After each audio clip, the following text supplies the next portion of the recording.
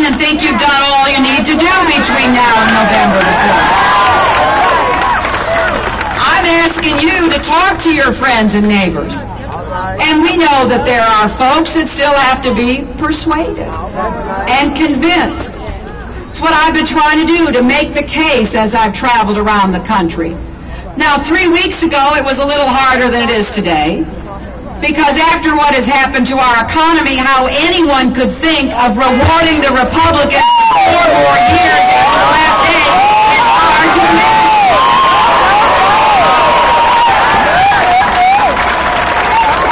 But we're not going to take any voter or any person for granted.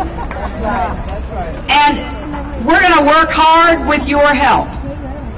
So I want you, after you leave here tonight, the cheering is done and you look around and people agree with you, to take that message to work tomorrow. Take it to school tomorrow. Take it to the supermarket. Take it to your neighborhood. Ask people what they want in the next president. Because if they want someone who will have the new ideas and the intelligence and the energy and the dedication and the commitment and the democratic philosophy that goes along with all of that to be able to get into that Oval Office, then we know there's only one choice. Now, some people say, well, Senator Obama's kind of young. Well, I remember when they said that about Bill Clinton, too.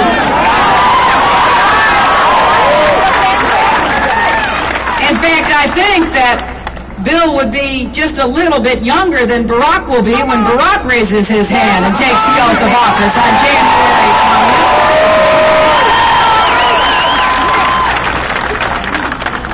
20th. So I think our arguments are better. I believe our evidence is better. I believe the facts are on our side.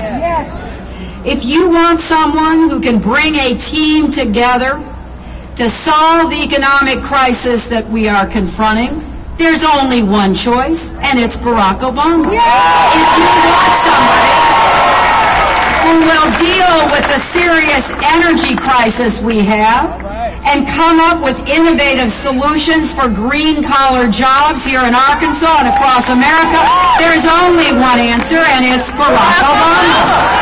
If you want somebody who will tackle health care and put together a plan for quality, affordable health care for everyone while remembering our obligations to those on Medicare and Medicaid and in the VA, there is only one answer, and it's Barack Obama.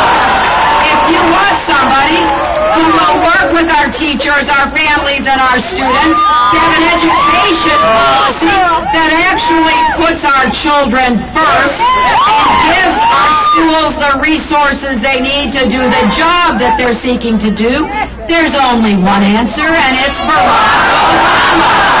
If you want someone who will honor our troops by bringing them home from Iraq and take care of our veterans by giving them the services and support they need, there's only one answer, and it's Barack Obama. And if you want someone who will start to work with the rest of the world to once again lift up America so we lead by our values, resume our position of leadership and standing, there is only one answer, and it's Barack Obama. On every issue that is important to you, your family, this wonderful state in our country, we have a choice. As I have traveled across America, I often find people talking about the election, and they ask each other, who are you for? But that's the wrong question. The question should be, who is for you? Who will stand up and work for and fight for you, for middle-class families and hard-working families, for farmers and students and small business people and everyone across Arkansas? And the answer is Barack Obama. So, it is not very long until we have that day of reckoning, is it?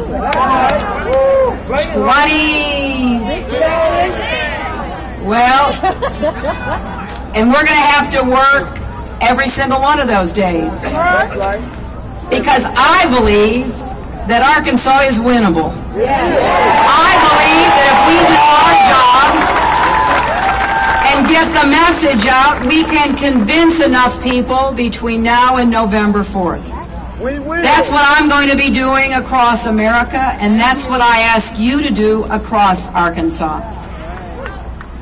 I have never felt as strongly about an election as I do about this one. I knew we had troubles in 1992, and I was very proud that my husband threw his hat in the ring when people said, we're never going to win, we're never going to elect the governor of Arkansas, but as Bill has said, he and we were on the right side of history then.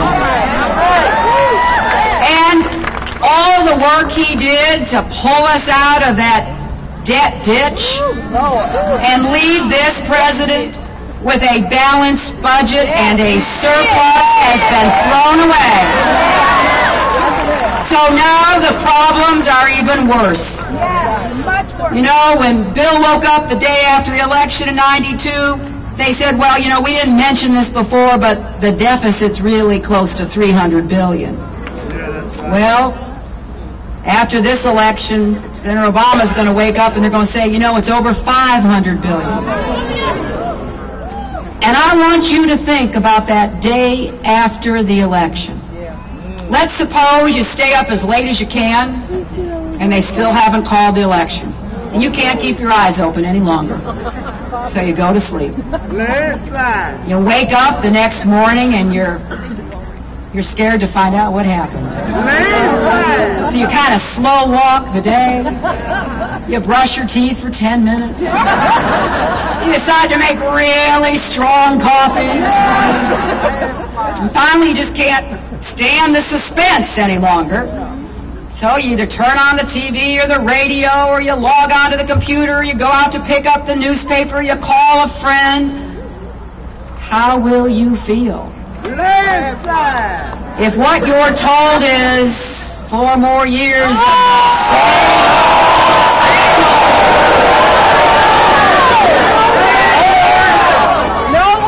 we have won in Arkansas.